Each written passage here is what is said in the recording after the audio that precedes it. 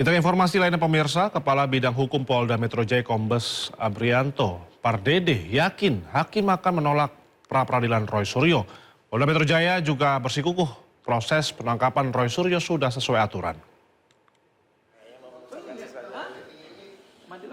Pihak Polda Metro Jaya menyebut jika pihaknya telah menyerahkan kesimpulan kepada hakim jika proses penangkapan dan juga penahanan Roy Suryo sudah sesuai aturan. Para ahli juga telah dihadirkan untuk menguatkan dalil penangkapan dan juga penahanan Roy Suryo. Para ahli sepakat tidak ada aturan yang dilanggar oleh pihak Polda Metro Jaya.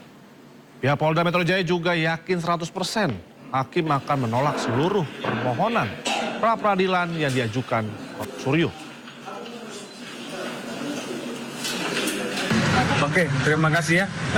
Hari ini sidang kelima, yaitu kesimpulan, di mana dari kami yang dikuasakan dari Reskrim Polda Metro Jaya sudah memberikan kesimpulan rentetan kejadian mulai dari hari pertama sampai hari kelima ini, yang intinya kami tetap memberikan penjelasan kepada hakim bahwa apa yang dilakukan oleh penyidik sudah profesional. Tindakan-tindakan sudah sesuai dengan undang-undang yang berlaku, sehingga tidak ada lagi yang perlu diperhatikan.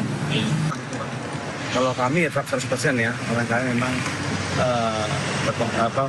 dari doa, dari dukungan teman-teman sekalian, insya Allah yang terbaik. Karena ini kan tidak ada, bukan mencari lawan, tapi memberikan yang terbaik buat negara kita, biar damai, aman, sentosa. Berarti yakin akan menang ya Pak pra-peradilannya? Insya Allah, kan keyakinan yang Allah.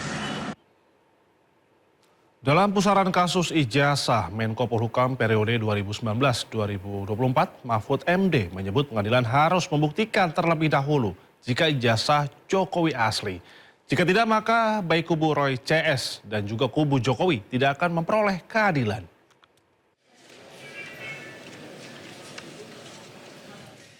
Setelah berbabak-babak, akhirnya kasus fitnah ijazah Jokowi memasuki babak paling genting, yakni sidang peradilan. Tifaujia Tiasuma duduk di balik meja hijau sebagai terdakwa. Kepada hakim, Dr. Tifa berkata, untuk mencari keadilan, ia memilih melanjutkan sidang dibanding berdamai dengan Jokowi. Izin yang mulia, pertama saya tidak akan melakukan restoratif justice. Iya. Kedua, saya akan melakukan perlawanan. Siap. Ketiga, saya tidak akan menerima plea bargain. Iya. Sebagai seorang yang Menko Polhukam 2019-2024 Mahfud MD turut menyoroti kasus ijazah palsu dan jalannya persidangan. Menurut Mahfud, untuk mendapatkan keadilan bagi kedua belah pihak, maka ada langkah pertama yang harus dilakukan oleh pengadilan, yakni membuktikan terlebih dahulu keaslian ijazah Jokowi. Berduka kepada ini harus dibuktikan dulu di pengadilan. Kalau tidak ada upaya membuktikan kebenaran ijazah dulu, itu berarti tidak fair karena isu utama jasa. Kalau tidak ada usaha itu tidak boleh masuk ke pasal 35 dan pasal 30 Undang-Undang ITE. Ini benar ya ijazah Jokowi diragukan. Karena kalau begitu, karena diragukan berarti ini tidak memfitnah. Selain itu, terkait tanda tanya apakah Jokowi sebagai pelapor akan datang ke persidangan atau tidak, Mahfud juga berpandangan jika presiden ketujuh itu tidak wajib hadir, asalkan mampu menunjukkan bukti kuat jika ijazahnya 100% asli. Sementara itu, kuasa hukum Jokowi memastikan jika mantan wali kota Solo itu akan hadir persidangan dan siap bertarung secara hukum dengan Roy dan Dr. Tifa. Menyampaikan kesediaannya untuk dapat hadir sesuai dengan mekanisme peradilan nanti, dan tentu akan menyampaikan apa yang harus dilakukan, termasuk menyampaikan ijazah-ijazahnya. Kasus ijazah Jokowi telah bergulir hampir 2 tahun. Roy CS menyebut menemukan data jika ijazah S1 Jokowi 99,99% palsu. Jokowi tidak terima. Ia mengaku dirinya sudah direndahkan serendah-rendahnya dan dihinakan sehina-hinanya. Jokowi lalu memilih melaporkan 8 orang ke Polda Metro Jaya, termasuk Roy Suryo dan Dr. Tifa. Tim Liputan iNews melaporkan. Kita ke informasi lainnya pemirsa, skandal korupsi program makan bergizi gratis semakin meluas. Kali ini seorang polisi aktif berpangkat jenderal ditetapkan Kejaksaan Agung sebagai tersangka kasus ompreng MBG. bergizi gratis yang seharusnya menyehatkan anak bangsa justru membuat kenyang para koruptor. Kejaksaan Agung resmi menetapkan satu lagi tersangka kasus dugaan tata kelola program MBG. Tersangka tersebut adalah seorang anggota polisi aktif berpangkat Brigjen Polisi inisial LMI. Perwira tinggi itu kini menjabat sebagai Sekretaris Deputi Bidang Promosi dan Kerjasama BGN. Tersangka diduga mengatur pengadaan ompreng atau tempat makan MBG hingga mengambil keuntungan dari tiap transaksinya. Dan pada yang bersangkutan telah dilakukan penahanan di Rutan Jasa Negeri, Rutan Salemba Cabang Jasa Negeri, Jakarta Selatan selama 20 hari ke depan.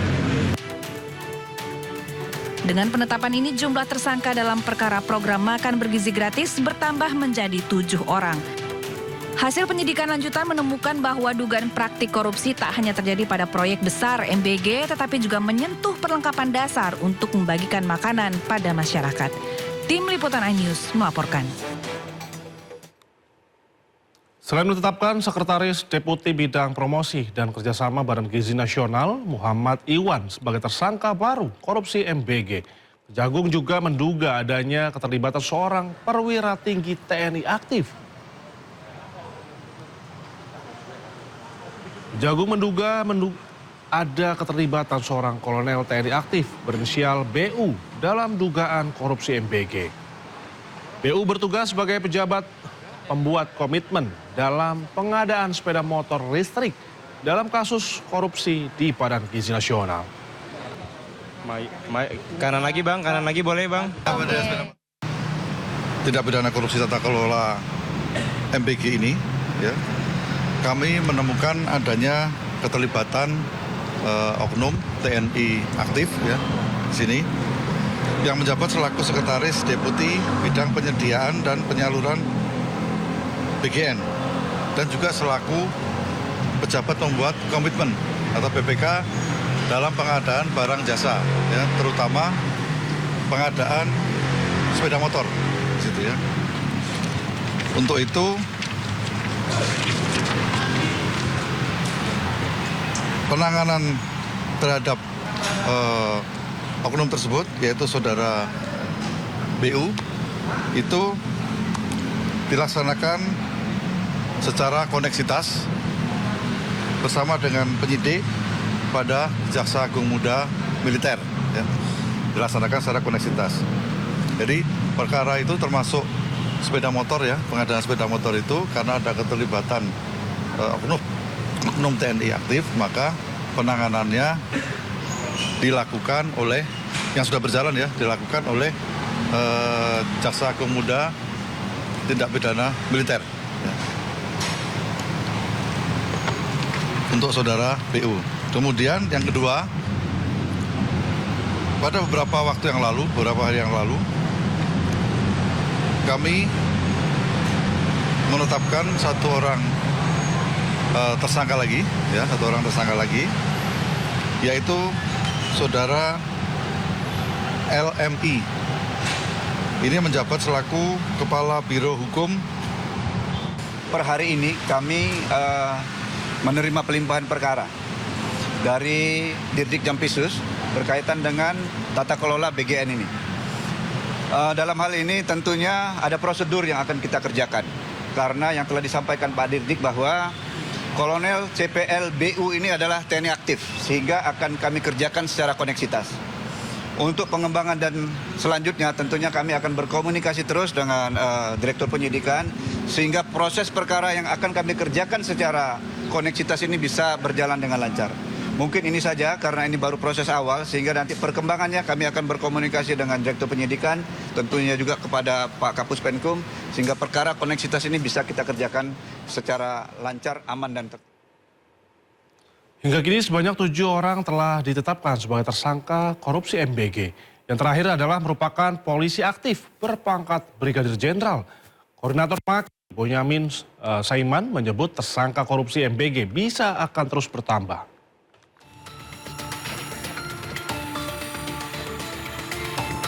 Bak kotak Pandora yang terbuka, tersangka korupsi MBG bertambah lagi. Kejaksaan Agung kali ini menetapkan Lalu Muhammad Iwan sebagai tersangka ke-7 dalam pusaran korupsi MBG. Kejagung menyebut Sekretaris Deputi Bidang Promosi dan Kerjasama Badan Gizi Nasional ini terlibat korupsi penjualan ompreng atau food tray. Modusnya, perwira polisi aktif berpangkat Brigadir Jenderal itu mencari calon mitra untuk mendirikan dapur MBG. Syaratnya, mereka wajib membeli ompreng kepada perusahaan PT SGI. Belakangan terungkap PT SGI ternyata perusahaan yang sengaja ia dirikan. Jadi perannya adalah pada tahun 2025, saudara LM ini meminta saksi YCS dan RD mendirikan suatu perusahaan ya, dengan tujuan sarana untuk melakukan penjualan alat berupa food tray kepada calon mitra SPBG dengan harga yang sudah ditentukan oleh tersangka LMI ya. Walaupun sudah menetapkan 7 orang tersangka, Ketua Masyarakat Anti Korupsi Boyamin Saiman menyebut jumlah tersangka korupsi MBG kemungkinan akan bertambah. Boyamin juga mendesak Kejagung tidak hanya menetapkan tersangka, tetapi juga harus bisa mengembalikan kerugian uang negara. Jadi ini masih banyak yang harus jadi tersangka karena banyak yang dimanipulasi, banyak yang dikorupsi, mulai dari titik dapur, pengadaan motor listrik, ompreng, mungkin CCTV, mungkin diduga juga terkait dengan pengadaan pakaian, pengadaan tablet segala macam. Itu sudah seharusnya Kejaksaan Agung menyasar semua yang terlibat dalam korupsi MBG dan BGN. Karena apapun ya, untuk pertama tujuan utamanya adalah pengembalian kerugian negara. Karena kalau tidak disasar nanti pengembalian kerugian negara akan minim. Penetapan lalu Muhammad Iwan menambah jumlah petinggi Badan Gizi Nasional yang menjadi tersangka pencuri uang MBG. Sebelumnya, Kejagung sudah lebih dulu menangkap Ketua BGN Dedan Hindayana dan 2 wakilnya, Sony Sonjaya dan Lodewijk Pusung. Menyusul 3 tersangka lainnya dari pihak swasta, yakni Asep Yusuf Somantri, Glory Harimas Sihombing, dan Andri Mulyono. Tim Liputan Ainus melaporkan. Informasi lainnya pemirsa, Kejaksaan Agung mengajukan banding atas vonis 10 tahun penjara mantan Menteri Mendikbud Ristek Nadiem Makarim. Selain itu juga Kejagung juga tengah mengupayakan red notice terhadap tersangka lain, mantan staf sus Nadiem, Juristan yang kini berada di luar negeri.